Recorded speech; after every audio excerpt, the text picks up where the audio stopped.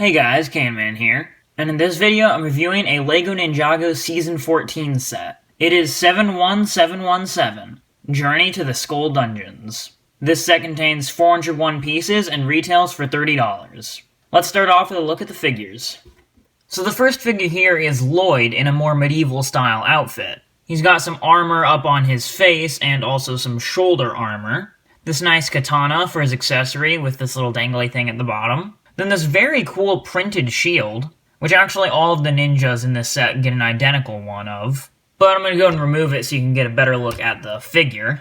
There's some pretty nice and detailed leg and torso printing there. I also like how the arm on this side is the green color, whereas on this side it's silver to match the armor. Then on the back of this figure is a clip, I guess to hold an accessory of some sort. Maybe the shield. And then I'm going to go and remove the headgear so you can get a look at the figure's face. And I'm also going to go and remove that armor so you can get a better look at the back torso printing. So there's the back torso printing as well as the alternate face print.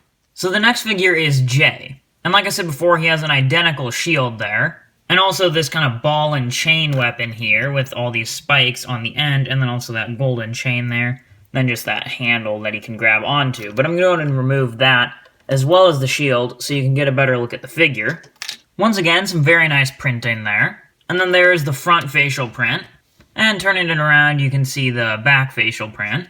And then that's what the back of his torso looks like. And then here is Nia. Once again, the identical shield, and this time she actually has a built-up spear weapon. I'm going to go ahead and take both of those away, though. So here's a better look at the torso and leg printing. Once again, pretty good stuff there. Then here is her face print. And turning the figure around, there's her alternate face print, as well as her back torso printing. And then lastly is this troll creature. I'm pretty certain it does have a specific name from the show, but I don't actually know what it is. But I do really like the sand green coloring here, and then that reddish brown armor piece that it uses. Then this figure just also has a little axe there. And this very cool hairpiece as well. But no alternate face, however there is some back torso printing, as well as a little bit on the back of the head. So here we have the main build of the set, which is kind of a rocky stairway leading up to this wooden platform where there's a cage dangling off the side from a crane. I guess I should mention I actually haven't seen this season of Ninjago, so I don't really know what the story is here. But I'm pretty certain it's set deep underground, and that's why there's so much lava flowing around this build. Also, if you get some of the sets, there is a way to combine them to form some sort of board game. Apparently it's pretty complicated, I don't really know, so I'm not going to be explaining that in this video. But that is why some of these spaces on the pathway here have those stickers. See, that has a green arrow there, that one has a skull. That's in some connection to the game. Now, most of this section here can actually disconnect. See, that just clips in right there like so. So you can take this off, and that leaves you with this build, and then just kind of this ramp section here that leads up to this staircase. And there's a lot of hinges used down here, so you can angle these individual little platforms in all sorts of ways. And also there's a little clip at the end of this one, so you can attach it to the other ones in this board game. Then, like I said before, there's a couple green arrows there and then a skull here, and I believe that's because there's actually a little action feature. If you just push in this little red spot here, that top piece of the platform actually just landed on my hand. That's pretty cool. But this whole little 2x4 plate here with that skull design just gets popped off. So I'm assuming in relation to the game, if you land here, that explodes and you die or something. Then over on this side of that same section is a little green flame, which is pretty cool. Just some more rocky terrain. And then up here is a large black spider. But that's pretty much it. Like I said before, just some more rocky designs there. So I'm going to go ahead and move this aside, and then we'll take a closer look at this build here. So on the front here, there's some more nice rock design, as well as some flowing lava, which looks cool. I also like these clipped wooden support beam style things to make it look like the platform is being held up. Then over on this side is this staircase to get up to the top, and this is of course where that other section connected. So following the stairs up top, there's a little cauldron here with some flame, and in it is 2 bones. Then there's a couple green flames and this black sword here, as well as an X sticker. So I'm assuming that's the finale of this stage or whatever in relation to the game.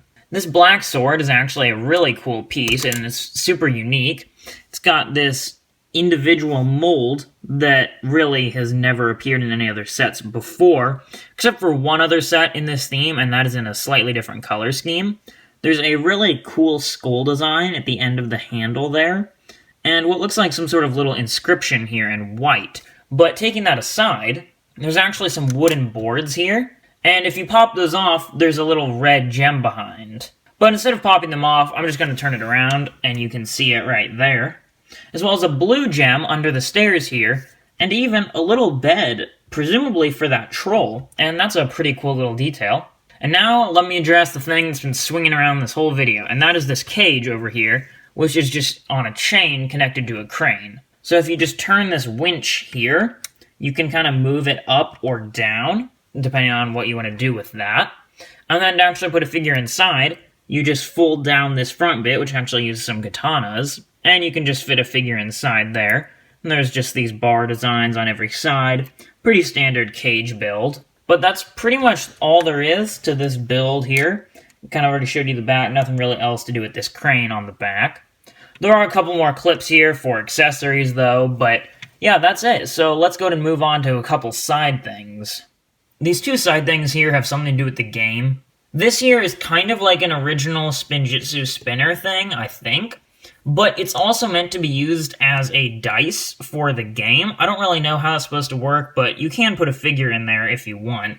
And now there's just this little platform that has a box here and 3 golden hearts. I'm assuming that's referencing the lives you would get while playing this game. And you could store some stuff in the box, and there's 2 jumper plates there, so that's probably where you put your figure.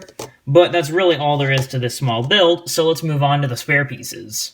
So there's actually a lot of spare pieces here, and some cool ones too, like a whole extra katana, an extra of that gold heart, another one of those cool green flames. And then here is the used sticker sheet from the set. As you can see, there are only 8 stickers in the set, so that's not too bad, honestly.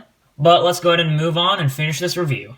So overall, even though I don't fully understand what's going on in this set, it's still a really great set. The figures are all very nice, and the build itself is pretty unique and interesting. So I'd rate this one 8 classic smiley faces out of 10. What are your thoughts on this set, though? Feel free to share in the comments below. If you enjoyed this video, consider subscribing to my channel. Thanks for watching, and I'll talk to you next time.